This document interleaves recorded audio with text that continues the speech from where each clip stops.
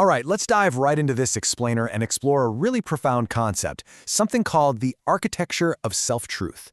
We're going to unpack some truly brilliant source material today that looks at the very foundation of how we view ourselves, how we lie to ourselves, and most importantly, how we can finally stop. Really, the whole shebang is about dismantling the illusions we carry around every day and understanding the exact mechanics of radical honesty. So picture this. The philosopher Augustine was in his early 40s when he wrote his famous Confessions. 40! Now, today hitting 40 might trigger a midlife crisis, maybe the sudden, overwhelming urge to buy a really fast sports car. But for Augustine, it triggered something else entirely. He just paused, right in the middle of a deeply established life, complete with a solid career and a very rigid public reputation. And he decided to evaluate an entire lifetime of accumulated habits. It was just a completely unprecedented pivot. And the crazy thing is, this one single book essentially birthed the monumental concept of the Western examined life tradition.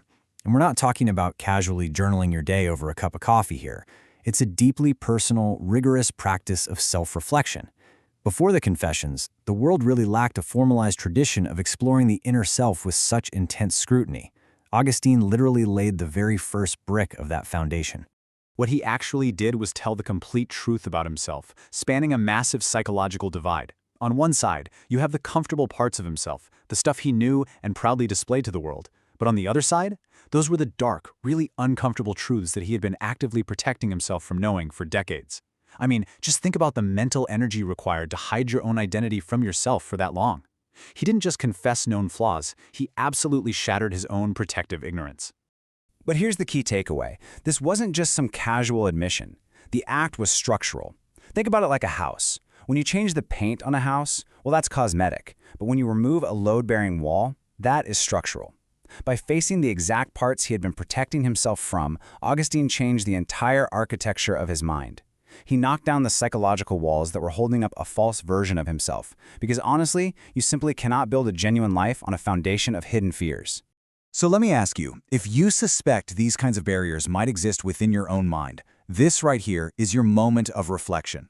Have specific protective lies been operating in your life? And to be clear, these aren't the little white lies we tell others to get out of things. No, they are the deep narratives we construct to excuse our own inaction or to hide our true desires from ourselves. Have you been spending decades maintaining invisible protective walls? Look, if you felt a little twinge of recognition just now, you are exactly the kind of person this is for. Sometimes big academic concepts like the examined life tradition can feel incredibly intimidating, right? But the beauty of this source material is its absolute directness. If you know, deep down in your gut, that you're operating on protective lies, then this tradition is literally calling your name.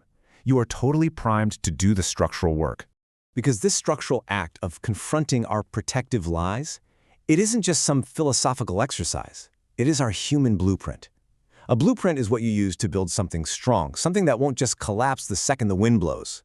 By finally facing what we hide from, we access the true operating manual for a genuine existence. The examined life, built on radical self-truth, is for sure the design we are ultimately meant to follow.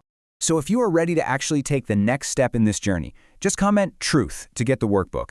You now have the architectural blueprint for the examined life sitting right in front of you. As you take a hard look at the structure of your own mind today, I want to leave you with this one question to chew on. Which protective lie are you finally ready to tear down?